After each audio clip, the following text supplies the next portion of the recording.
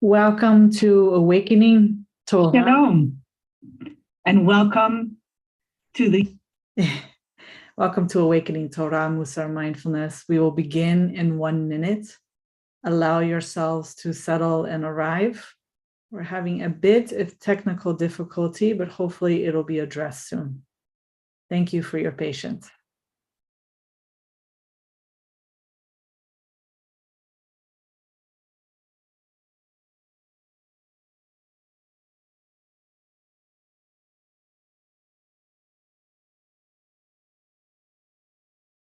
Welcome to Awakening Torah, Mussar Mindfulness. This week, we are awakening Chayyei, Sarah, the Torah portion that we jumped into yesterday on Shabbat of the 19th of November, the 25th of Cheshvan in 5783.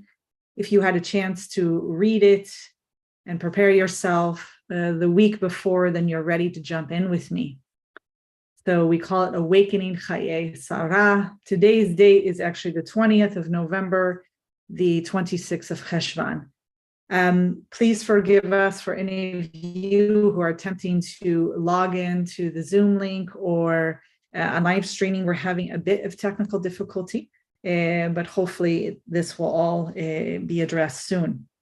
So before we begin, what is it that we do every week? If you're new, I will introduce myself. I'm Rabbi Chasya Steinbauer. I'm the founder and director of the Institute for Holiness, Kehilat Mussar, where we practice Mussar Mindfulness. We have tracks of Mussar, tracks of mindfulness, and the integration and synergy of both to learn from the wisdom of both. And all are welcome to learn from these ancient traditions and wisdom. And I'm delighted to have you in our weekly series of Awakening on Sundays at 12:30 Eastern Standard Time. And the usual way that we move into this together is that we begin with our kavanot, our intentions for today's practice. So I always share screen at this point for those of you who have vision. For those of you who don't or are listening to audio, you will hear me read our intentions, our kavanot for today's practice, which is the same every Sunday. So the first, we see this act, this practice that we're doing together every Sunday as an act of caring for the self. And it's not just a self that's insular, like an island to oneself, but one that is deeply connected and rooted in community. That will make sense when we get to the second and third kavanot. So we're doing this radical self-care together. And so we say, this is something I'm doing to strengthen my own soul in order to be of benefit to others in the future. We're also doing this practice for others, for the sake of them, right? For service of them, of service to God in them. We say, this is something I'm doing to strengthen my relationship to others, so I can be a better conduit of God's good to others when they need me. And finally, we see this time together of learning and practicing Mussar Mindfulness with the weekly Torah portion. Excuse me if I sneeze, I can feel it coming. That we see this as strengthening our relationship with the divine. So we say, this is something I'm doing to strengthen my relationship with the Creator, God, Hashem, the Holy One, so I can be a better conduit of God's good to others when they need me, okay? So that's what we're holding in for our intention today, that we continue to strengthen ourselves so that we can fulfill all of this together out in the world to make it a better place. So I'm going to stop sharing screen now and move into our practice today. So as if you've been following along, we started a new Torah cycle, right? Back in Bereshit, and then we moved into Noach, and then we moved into Lech Lecha, and then we had Vayera, right, before Chayyei Sarah. And so that means we're on the fifth of this meeting, this fifth of a session of learning and practicing together. So there's obviously so much rich material in all of these weekly Torah portions. If you read through them in whatever language you are comfortable in, there's much that we could discuss and learn from and practice. But I'm going to hone in on our beloved Rivka, right? Of Rebecca, right? In the English. Why am I choosing to do this? Because if you've been following the pattern along, we really pointed out during Bereshit that it's quite a gift that God gave us the knowledge that we were created in the likeness and image of the divine. There was under no circumstances did we necessarily have to have that knowledge or know it. But because we do, that really, if we can internalize that as a daily practice, it strengthens our self-esteem and self-worth so that we're balanced in anava, of humility, to be able to be out in the world, right? To be able to care for others and to do the mitzvot and commandments if that's what we do. And if we want to make this a better place. So with that in mind, we've been looking at examples from our ancestors where people are really strong in anava, of humility, of how much space they take up with their concern for self and others and God. And with that are like a whole array of other midot, of other soul traits that fall within that strong core anava of humility, right? So you have zerizut, enthusiasm, and you have tzedek, righteousness. Someone who's really, that's combined with chesed, with loving kindness, right? And so you have this beautiful setup where you're starting to see these other midots, like the spokes of a wheel on a bicycle, right? Ofanein. And you can begin to see, as long as you have that strong core of knowing that you are a child created in the image and likeness of the divine, it really sends out these sun rays of strengthening the other midot. So we're going to jump into this beautiful person, our beautiful ancestor, who becomes selected to serve and be as the spouse of Yitzhak, the son of Abraham. So you may recall back in Vayera that we ended with Abraham, our beloved ancestor, being commanded to take his son Yitzhak and to offer him as a sacrifice in a certain location. And that sacrifice, of course, gets changed to a ram. And the whole thing is kind of understood as a test in some form of Abraham. Nothing really gets discussed in the Torah of what that was like for Yitzhak, what that was like for Sarah, his mother, either knowing about it or hearing about it afterwards. This is in the Torah itself. There are midrashim, rabbinic exegesis texts that expound upon this, but we're left with Yitzhak leaving one direction last week and Abraham going another direction, all right? So we can fill in those blanks, right? We can understand that he returns, and it might be immediately or years later. Again, there's the timing's not very clear, that his mother dies when he returns.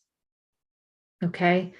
And you can imagine, we can have our own reading of why she died, but you can imagine what this is like for a child to almost be murdered or homicide by their father because he's commanded by his God to do so, and then to come down and not have his ima, his mother, the other parent, to support him through this.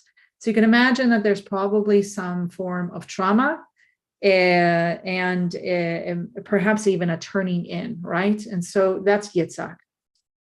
We do notice that Avraham, in his distance, decides to still care for his son. It's not as if something's changed for him.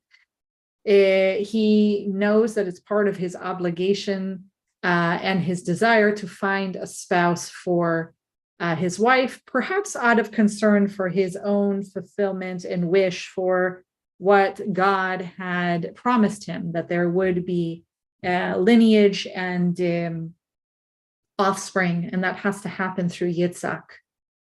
So Avraham causes one of his servants, which we assume is Eliezer, but it's not named in the Torah, to go find a wife, a partner, a spouse for Yitzhak back in his homeland. I'm not going to touch upon why he's sending him there versus finding him a local spouse. That gets discussed in the rabbinic text. But what I'm interested in is this young, amazing woman, sometimes known as a young maiden. And her name is Rivka in the Hebrew, Rebecca. So to give you the scenario, if you're not familiar, we are in chapter 24, starting on Pasuk, let's see here, 15, where the servant has decided that what his qualities, what is he looking for in a spouse? Two things.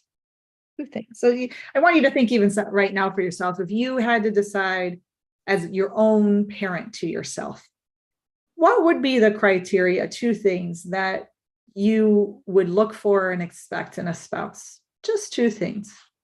And then what do you think your parents would want from that spouse, right? Okay. So what is the servant looking for, right? What is his criteria for a good wife? That she give him water after his long journey, and that she give his camels water. Okay, it's not the particular of the water or him, but it's that someone, these deeds, these two acts signify and represent midot, character traits and deeds that someone is strong and balanced in. Okay? And so what they signify when someone is a complete stranger that you meet at the well, and you decide to lower the water you've already filled up and are carrying, to offer them water, to give it to them when they ask for a little water, right? The language, we're going to follow this language here. So the servant says, may I please have a little water? Okay. So she already is moving it off of carrying it, which is a burden in and of itself, moves it off and gives him water.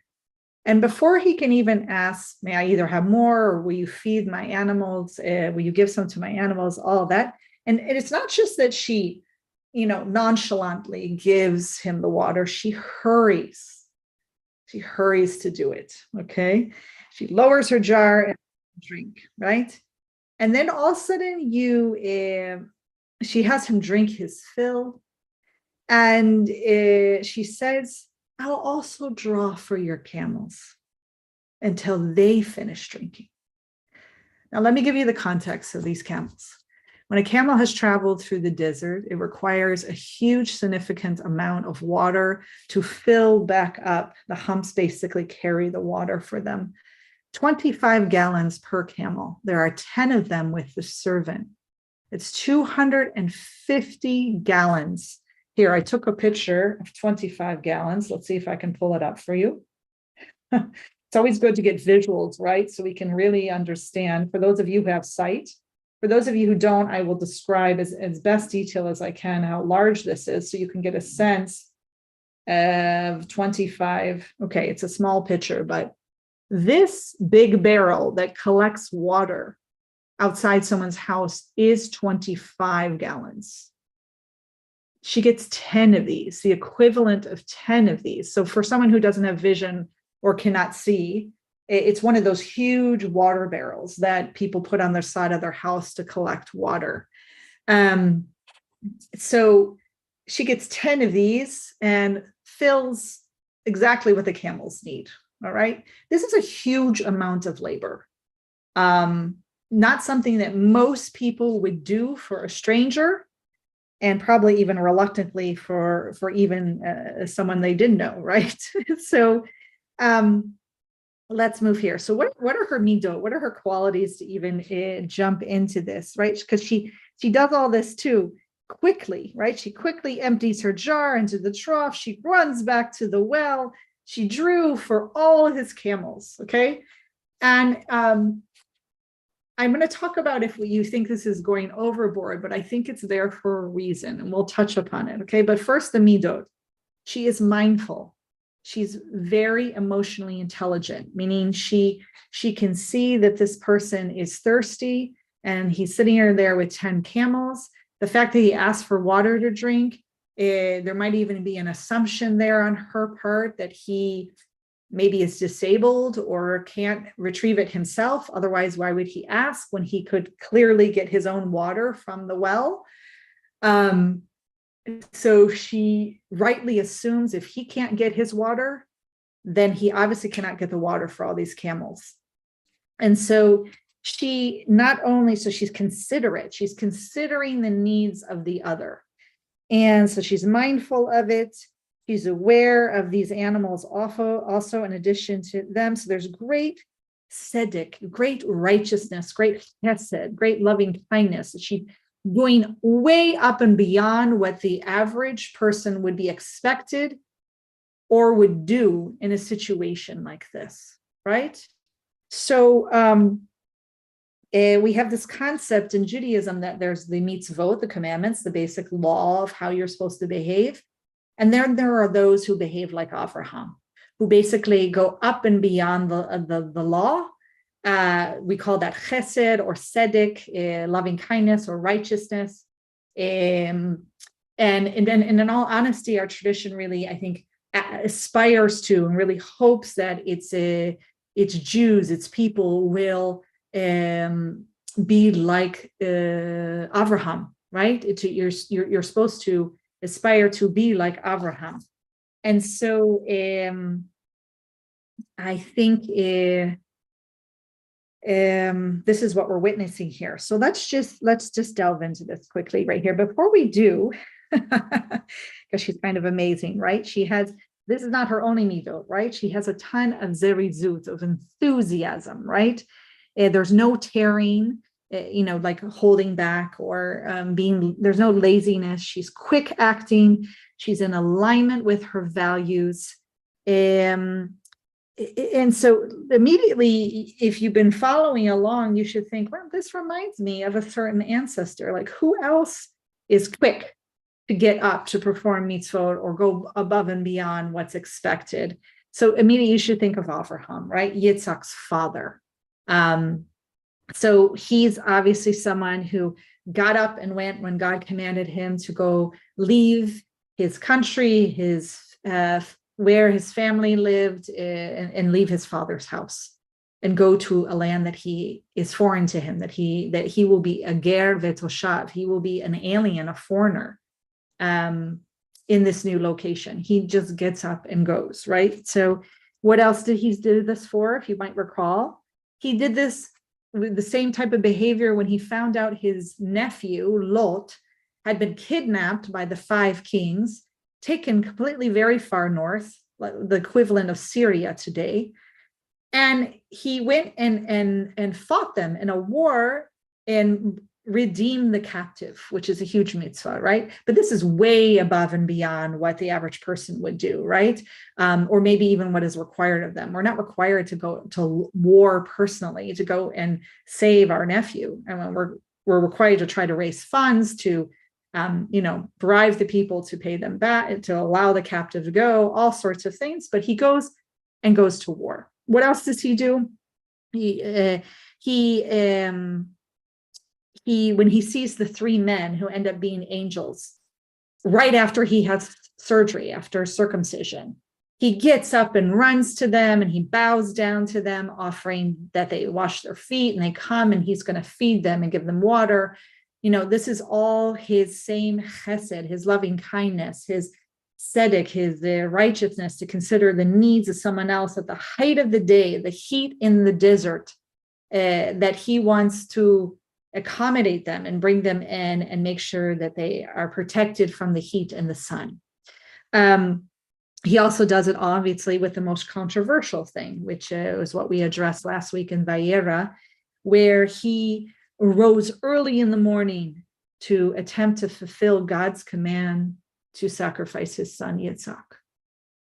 So obviously, if you're like me, you wish that he had not done that he had tarried and argued, right? That he was not going to, that maybe the God of justice and kindness would not request such a thing or expect such a thing, like he argued on the behalf of Sodom and Amorah, right? Where he really felt that both the righteous and that the righteous basically should not be murdered on the account of those who are doing evil deeds and acts.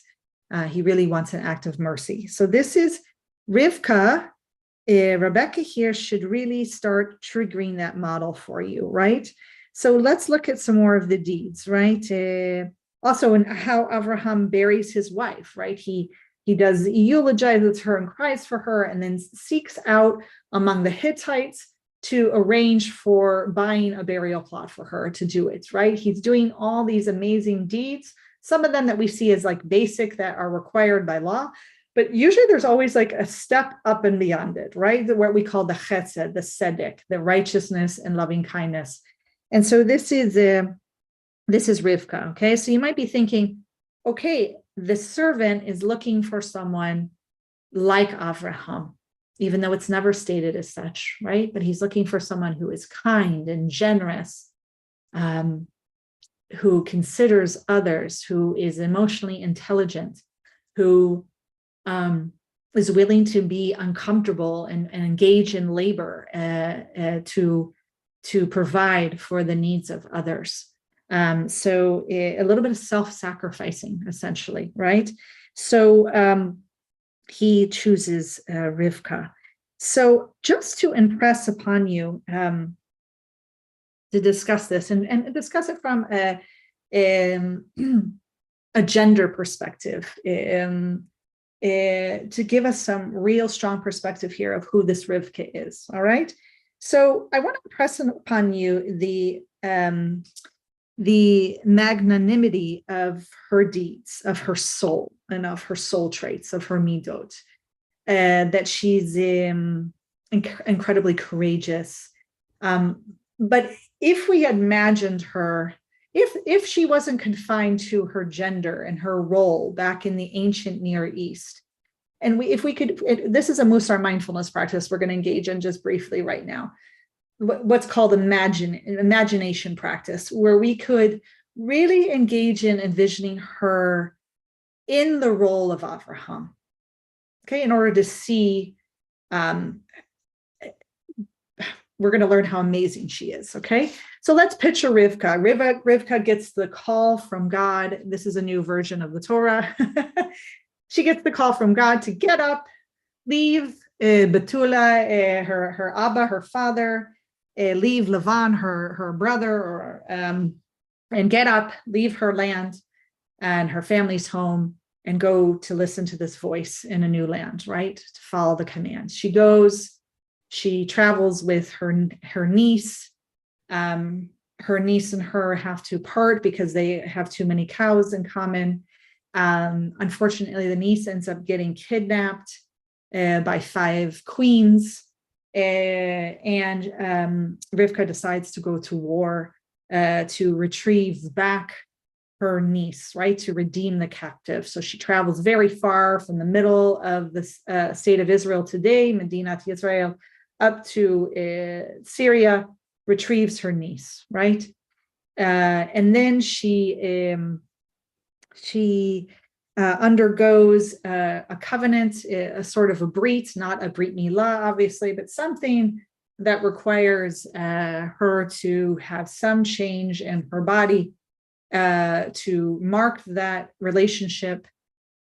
And she's recovering from that surgery, and 3 women come in the heat of the day, women angels, where she runs to them and is bowing, even though she's recovering from surgery. She has them, cleanses their feet, feeds them. She instructs her spouse, her husband, perhaps, the other servants, to prepare the food and the water. She does all that. She does it with enthusiasm. And then, of course, she, is commanded to sacrifice her only daughter, her beloved daughter, her one, even though she's had another daughter who went off, was essentially kicked out of the family. And she does that. She gets up early in the morning to do that. So this might sound absurd, or it might make some of you uncomfortable listening to this, but others, it might be really amazing and exciting to listen to. Wow, like I've never pictured this. I never imagined this, right?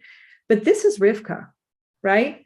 And so I want us to know that sometimes we're stuck, especially in a text, in the gender role in which we're born, right? That she could never do those things because women weren't allowed to do those things back then. And God was not calling to women to leave their land to do such things, probably because of the gender roles, right? Like a woman is not to leave the household. So, which makes it all the more painful when Hagar is actually kicked out because she's a woman who's by herself, isolated in the middle of the desert, okay, with a child. So I think that's why we have a story now that seems so out of proportion, that someone would feed someone, give a stranger water, that we can understand maybe. But then to go and get 250 gallons of water to feed their camel, to make sure their camels are hydrated also. It seems way up and beyond, right? But we need a story like that to come across, if you're paying attention and reading it slowly. We need that absurdity in order to kind of wake us up to how special and amazing Rivka is in her being, in her soul, and in her midot of tzedek and chesed, of righteousness and loving kindness, that she really is this a person of generosity and kindness and courage and bravery, someone full of anava, of balanced humility. She takes up her proper amount of space. She does it with zerizu, with enthusiasm and joy. She's running around crazy. I can just picture her as a na'ara, as a young girl, young woman, excited about life, excited about meeting this new person. She really is a religious role model. And had she been a man, we would be praying today, not just Elohei Avraham, we would be saying Elohei Rivka. And I know that we add her in the more liberal communities, add this into her prayer, but I'm talking about in all prayer, that had she been a male, she would have been included in the patriarchs, right? In the avotenu, in our forefathers and our patriarchs and our fathers. So I don't want you to shortchange her. I want you to realize how important she is to who we want to emulate, but who she is to our ancestors, and why she's just, and why do we need an Avraham replacement? Well, Avraham obviously is aging and about to die soon, but we also need an Avraham replacement because Yitzhak will never be able to be that inner Avraham. Not that he should. No one should necessarily be exactly like their parent, right? They need to be their own person, their own temperament, their own personality. But through that trauma that he survived, and then the trauma of losing his mother right afterwards, right? He is not able to be enthusiastic and other-oriented. He does so, a lot of people think that he doesn't do much, right? But he does. He does something very important. I'll just quickly point out to you. He is commanded never to leave the land of Israel. He doesn't leave. right? The land of Canaan. He fulfills his role. It might come across as passivity, but it's a quiet role, but it's extremely strong, meaning he knows his role is to remain there and to make sure that that next generation makes it. So Abraham obviously leaves the land of Canaan, of Israel. He goes down to Egypt during the famine and returns. Yitzhak is not to do so. Commanded not to. He knows his place, his role. He fulfills it. It's like that quiet strength, right? And so we're not going to get the magnanimous Avraham, right, in Yitzhak. Instead, we're going to witness that in the choice of the spouse, right? The servant seeks out an Avraham replacement, all right? So that's what I want to impress on you. We're going to move into our guided meditation practice together. Oh, I will share one more wonderful thing with you before we move on, and I have a minute to do so. So, you know how I love Nechama Lebowitz, right? She's one of my favorite teachers. And for those of you who don't know her, she's a wonderful Torah scholar. May her memory be for a blessing. And she brings just she approaches the Torah from a literary analysis, in addition to the Chazal, bringing the classic medieval rabbis that we learn commentary from. And listen to her here, just to impress upon you even more about Rivka, what's going on here. And we can apply this to our practice coming up, okay? So the first example, when the servant comes and he's standing by the well, right? And she says the ordinary reaction, this is on page 225 of New Studies in Bereshit, Genesis, excuse me.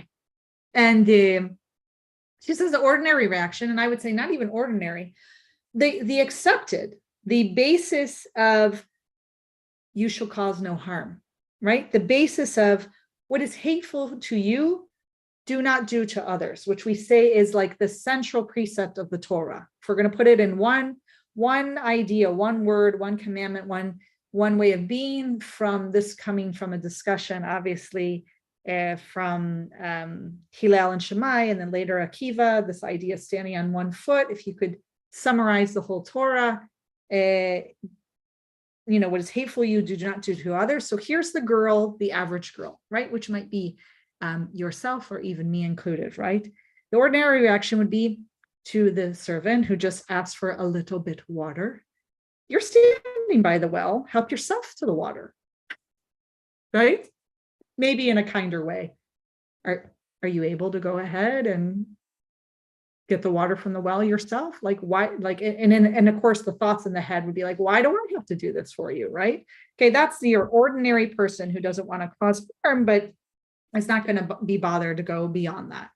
Then it says there were plenty of girls going out to fetch water at that hour. That was the time when girls traditionally went out to get water. And then she says that she could imagine the average girl saying, why pick on me, right? When I've already replaced the jug on my shoulder. We know this from the Torah text. Pick another girl who's still holding the water jug in her hand. This is like passing responsibility. Some of our previous ancestors probably would have responded this way, right? I can even think of Cain doing this, right? Or even Adam, like, why are you picking on me? Go ask one of the other girls. And then she says, it goes on to say that she has to do special effort to let down the brim of the water jug for him to drink. And she would be justified in being annoyed, right? And tilt the jar yourself from my shoulder and drink. Don't bother me to do it yourself, right? Don't bother me when you could do it yourself, essentially. So again, this is the person who's at the basic level. I'm not going to cause harm to someone, but I'm not going to cause good to someone, right? That's up and beyond. That's the level of tzedek, of chesed, of righteousness and loving kindness.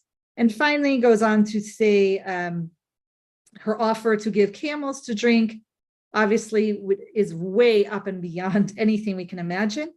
And this is where we get this beautiful reading right here. She says, this man is obviously handicapped and cannot draw the water himself from the well and lower the jug. If he cannot give himself a drink, he most certainly cannot water his camels also. This would indicate her kindness to animals and not forgetting the thirst of them. I think this is even more kindness than animals. This is kindness to the servant, because she's trying to consider in her head why he can't actually handle the water himself, right? And so she gets this from her mindfulness practice. She's in alignment with her midot.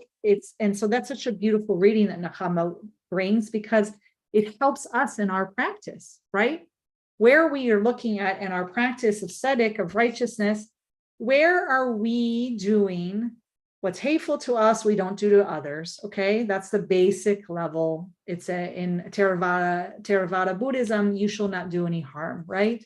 You should try not to cause harm and suffering. That's the basic level. What is the level beyond that? For us who are practitioners of Mussar mindfulness, we attempt to be on this path towards holiness. It is the path of tzedek, of chesed. It is the path of Rivka, parts of Avraham. What is it that we're doing? We are trying to go above beyond that. We're trying to bring good to others, not just not cause them a harm, right? Or not just make sure that we don't do what's hateful to us to them. Okay, that is the practice. That's going to also be our practice during the week. Let me cover that before we move into our mindfulness meditation practice for today. Again, I told you that we're learning from Rabbi Jamie Arnold, who has a wonderful practice called Torah Tamima. And we look at a midah. We're going to practice this tzedek, this righteousness of being kind to others, bringing goodness and kindness to others. Our mitzvah, our commandment, is going to be in service of another. So I want you to think daily as your kavanah, your intention, what is one way I can bring good to someone today? And pick a specific person, make it small. It's a Kabbalah, it's a practice. Pick something small that you can be successful at, okay? And then the avodah, the service, is this intrapersonal spiritual practice. This is going to be our mindfulness meditation today that you can practice daily. All right, so come to your upright position for your meditation practice. It can either assume one of the 4 postures traditionally that we do in mindfulness meditation. For those of you new to meditation, you can sit either on the ground or in a chair. You can stand. You can do walking meditation, or you can lie down. And I want you to begin by drawing yourself in, coming to awareness, allowing yourself to settle and arrive. You may close your eyes if you feel safe, being held and grounded by holding your feet to the earth, knowing that you are here in this practice. Beginning with 3 deep cleansing breaths, inhalation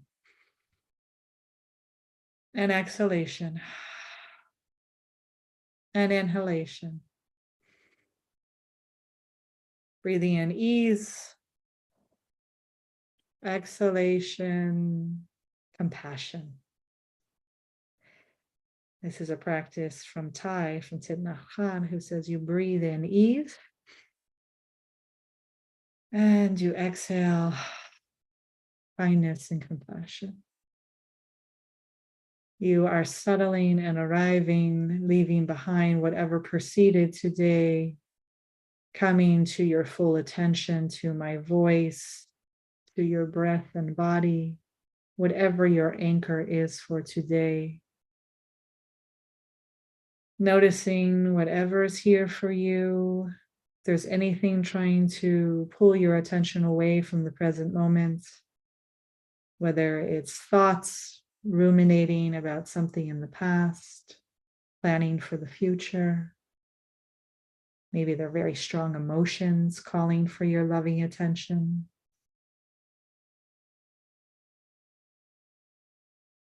Maybe it's sensations in the body that are unpleasant, that are drawing your attention away. No need to push them away. that won't work as a practice anyway. We don't need aversion. We also don't need to over-identify with them. Just simply observe them like a friend, what we call leaning in and befriending. And even whisper to whatever is needed inside you that you will visit it later. That you'll be here and right now. We are moving into a practice of gratitude that moves us to generosity. Right? Part of the aim of this spiritual path is awakening such deep joy, the benevolent, compassionate heart. Maybe because of everything, if not in spite of everything. Right? It is this hakarat hatov, this gracious acknowledgement of all that sustains us. And with that energy, that awakening to the good and giving thanks moves us outward oriented to the other. We cannot help but give, to do the nedivut, this generosity, this opening of the heart. And this is what we witness in Rivka today. This gladdened heart, right? Full of joy, courage. Such beautiful thing to witness. That is why the servant sat there in awe, watching. Couldn't believe what was before him. That pure heart, that moment of goodness. And we are grateful for her.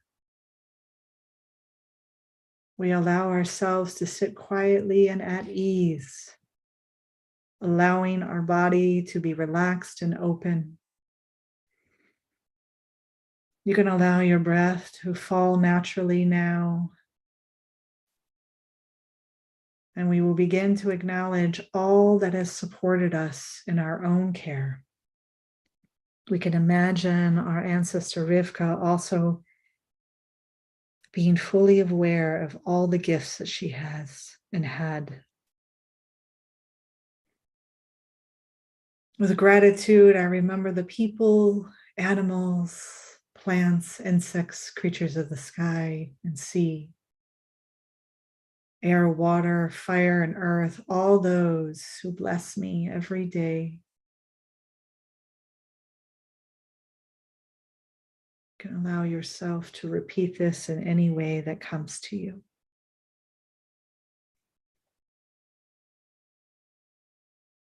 With gratitude, I remember the care and labor of 1,000 generations of our ancestors and elders who came before us.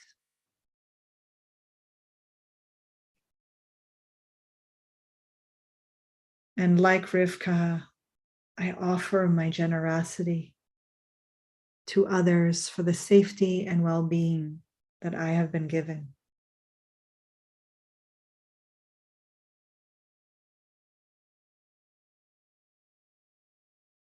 I offer my awareness, my consideration, my enthusiasm to help the other for the blessings of this earth that I have been given.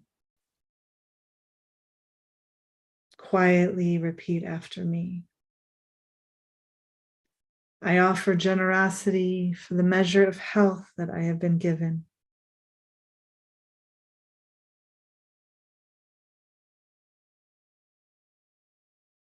I offer generosity for the family and friends I have been given.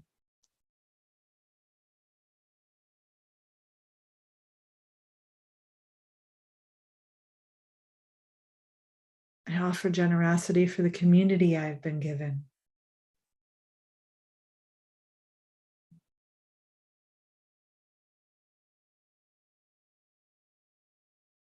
I offer generosity for the teachings and lessons I have been given.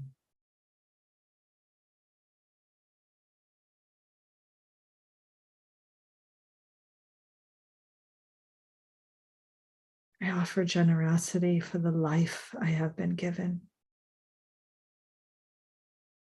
Think of the life force, the gratitude that Rivka arrived at that well with, that she was able to open her heart and hand so quickly, with zerizut, with enthusiasm, as she hurried to serve the other.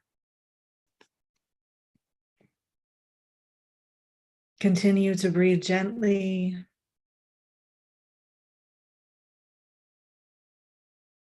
Bringing to mind someone you care about.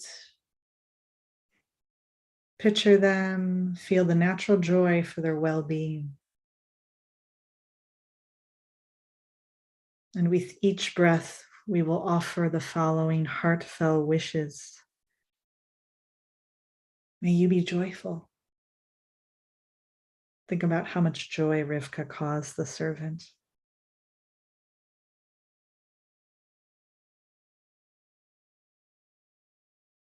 May your happiness increase.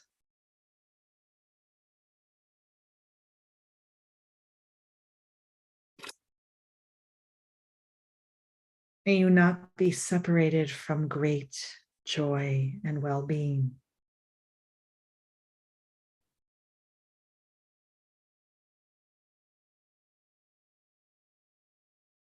May your good fortune and the causes of your joy increase.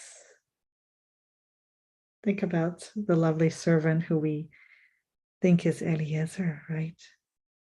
Think about how fortunate, after he traveled so many miles to return to Abraham's homeland, the joy he must have felt and experienced knowing he was returning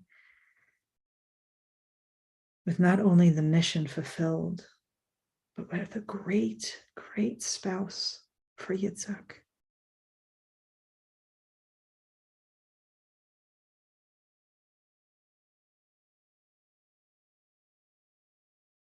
Each day in this practice, extend it to another person you care for, and gradually open your meditation to include neutral people, difficult people, and perhaps even those you would consider an enemy, until you can extend this generosity and gratitude to all beings everywhere.